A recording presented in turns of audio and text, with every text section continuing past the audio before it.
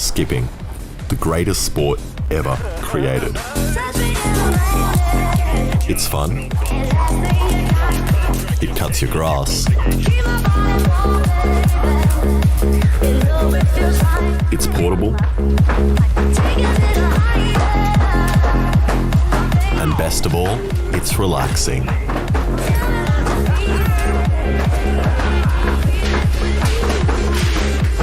But the other day, as I was having my after-exercise shower, I slipped. And as I was lying there, I had a thought.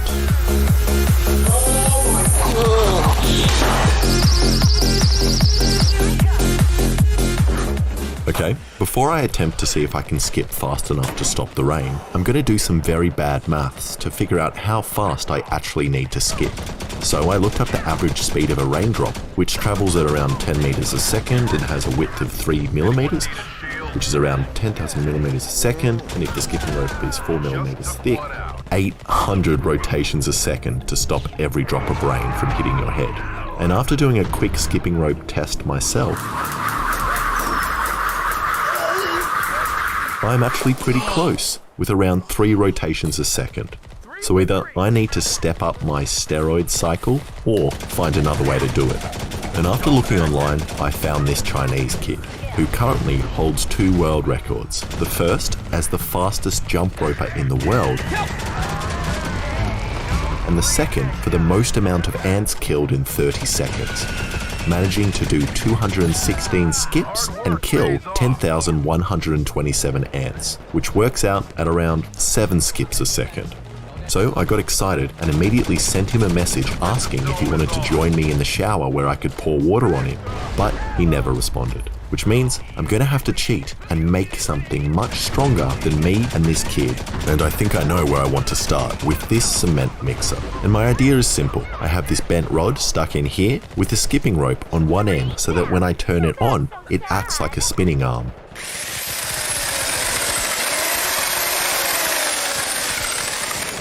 Does not work. And that was crap. The rope didn't do a full rotation at all. It kind of just wobbles in one spot. But after doing a little bit of research, I found this strange advertisement for a skipping rope machine made for children that are either incredibly lazy or that have no arms. Get jumping. And it works way better than my cement mixer, even though the motor is much slower and weaker, probably because the spinning arm that the rope is attached to is much longer. So I made this slightly scary looking arm and attached it. This thing is terrifying.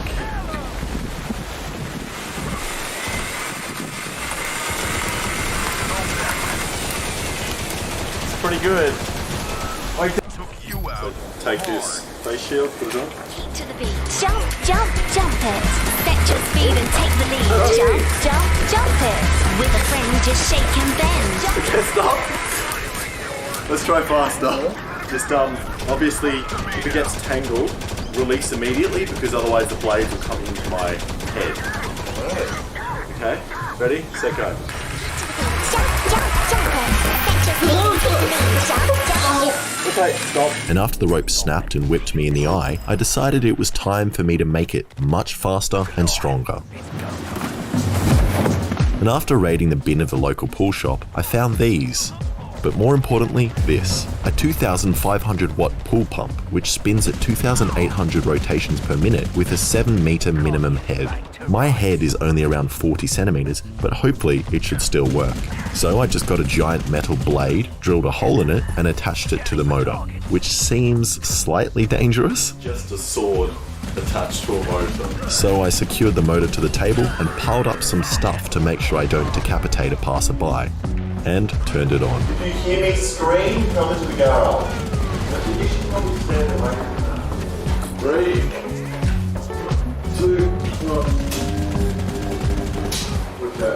Okay, the motor starts slowly, which is actually good for me, as it will increase my chances of being able to skip. And the blade also didn't fly off, which gave me confidence to see how fast this thing will go.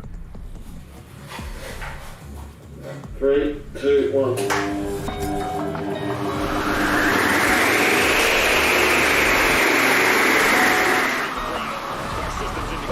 terrifying. It is fast, and I didn't let it build up to full speed, as I didn't like it that the high-pitched noise it was producing was getting higher and higher and louder.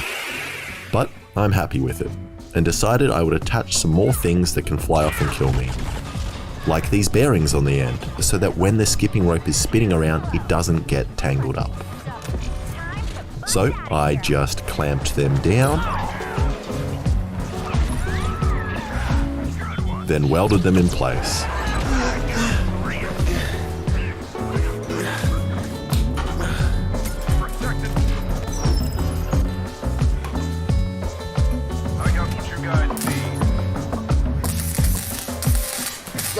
And I don't know if you've ever watched life hack videos on TikTok or Facebook, but they always weld directly to the bearing when they're building their weird life hack cock and ball torture devices. So I believed it would work.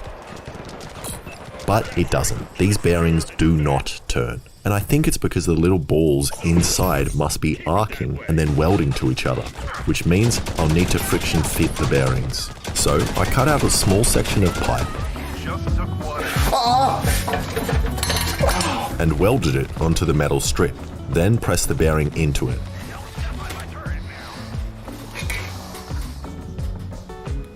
Oh, come on!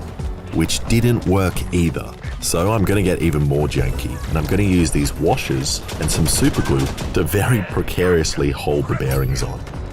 And I am dying to see if this will work. So I just poked through the rope and attached the other side to an anvil.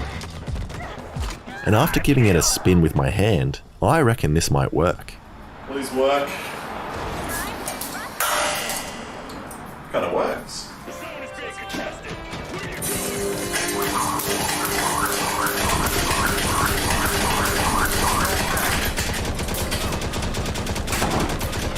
It's not even that fast. And that was a little disappointing. But I'm hoping it was just because the rope was turkey slapping the ground. So I pulled it back so that the rope is just above the ground and gave it another go. 3, 2, 1.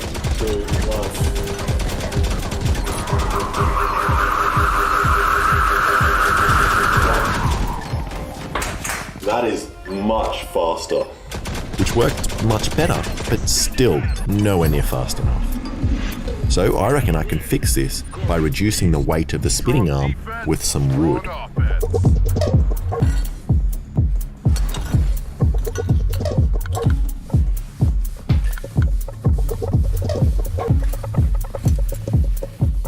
But because of the thickness of the wood, I've also had to cut the nut which holds the spinning arm to the motor in half, which really doesn't give me much confidence. 3, 2, 1. Get to the location and secure it.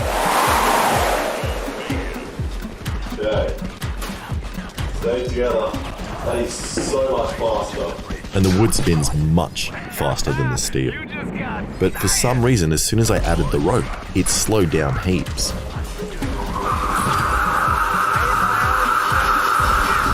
Why is it slower? And I'm wondering why it's getting slower.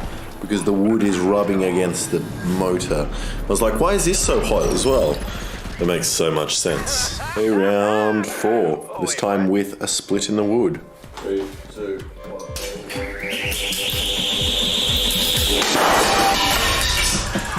Okay. Wood snapped in half. So I think the wood is a bit too weak. But I ignored my own advice and attempted to use the wood again, but this time with another washer to give the wood some support. 3, 2, 1. Whoa.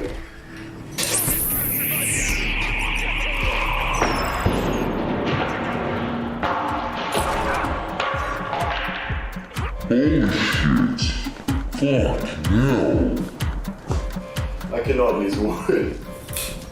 And after that great success, I decided I would go back to using the steel, but add another rope, so there is double the chances of it hitting the raindrops. And to do that, I need to attach the other side of the ropes to something that spins, as if it doesn't rotate, the ropes will get tangled and will then pull themselves into the giant death blade. And I reckon these bearings which came off a Lazy Susan will probably rotate enough for that. But after a quick test, it's very obvious this Lazy Susan doesn't want to spin. That's crap. Susan. But then I had an amazing, revolutionary idea. Maybe I can invent a tiny palm-sized spinning device with a bearing in the middle that has 2 bearings on each side. So then you can hold it in the middle and it can spin freely. So I came up with a couple of designs, and this one works the best. And I reckon if anyone watching wants to make a pile of money, all you need to do is mass produce these cheap in China and then sell them to children all over the world. Just get me in on some of the profits.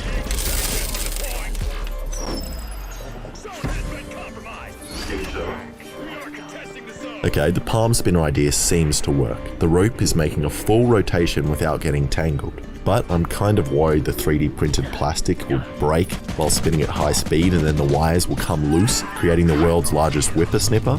So I stacked up some more stuff to protect my family who are on the other side of this wall in case the whole thing flies apart. Then gave it a full speed test.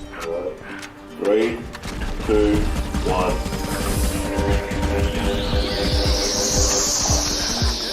That worked? Double rope? Now. And I am amazed. I've never made something that works first go before. And the high-speed camera confirms that the palm spinner is doing a great job of rotating and not tangling the ropes. But just like Paul Walker, I need to go faster. And I've realized how. Aluminium.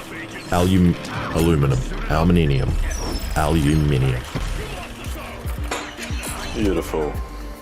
3, 2, 1.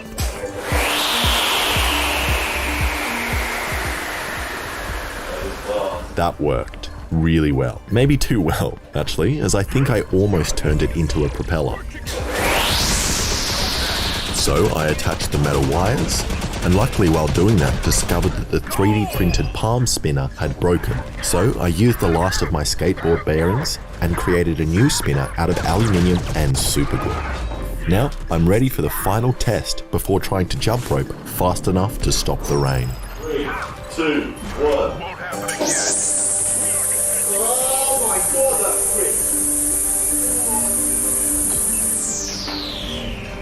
And I reckon that's as fast as I'm going to get it. So I put some Loctite on the bolt of the propeller to make sure that it wasn't coming off.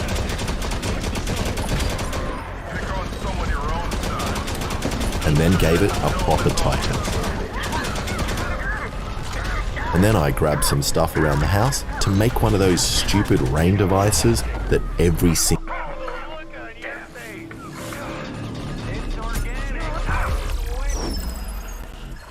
Who's up for chemical warfare? What happened here? You failed. Sucks! Can we, do that again?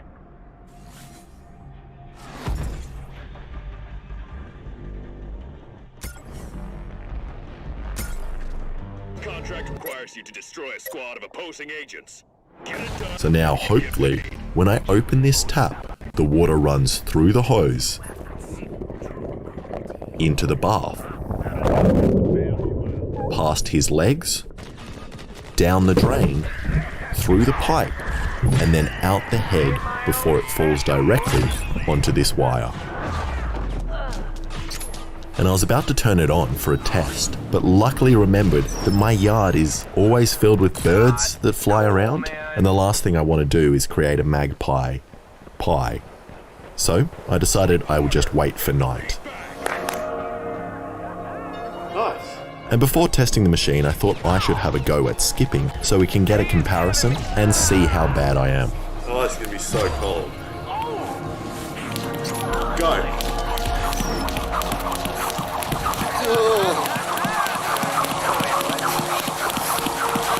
It's not doing anything. And at first I thought I got all cold and wet for nothing, but after looking at the high speed, you can actually see that the skipping rope was doing something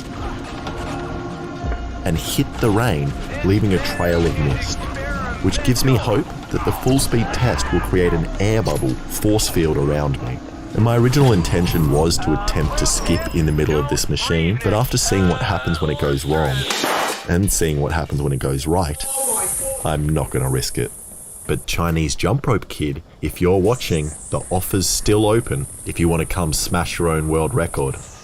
Okay, I decided to start with the shower setting, which most resembles rain.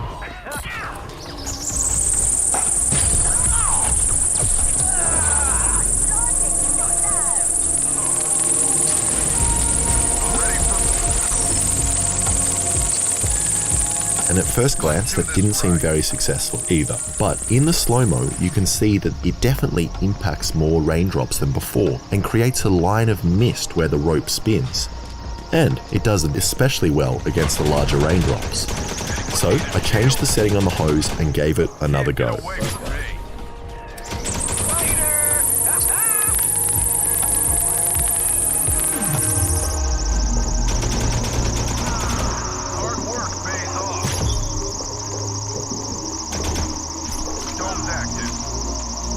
And this is awesome to watch. I kind of feel like I'm watching a battle take place. Raindrops versus an insane man. And it doesn't hit often, but when it does, it's extremely satisfying. I was entertained for at least 3 minutes while editing, having fun betting on which raindrop is going to explode. It also worked slightly better when I used the mist setting, but not because it hit the drops, but because it creates a kind of circular airflow which slightly changes the path of the rain. But besides that is a complete failure. It stops maybe 1 out of 100 raindrops. But while watching the slow-mo, I realized something it is not a complete failure at. The giant lights placed directly behind the giant spinning wires means I've created the world's largest, most elaborate bug killer. Poor guy. Okay, let's chuck some stuff into it.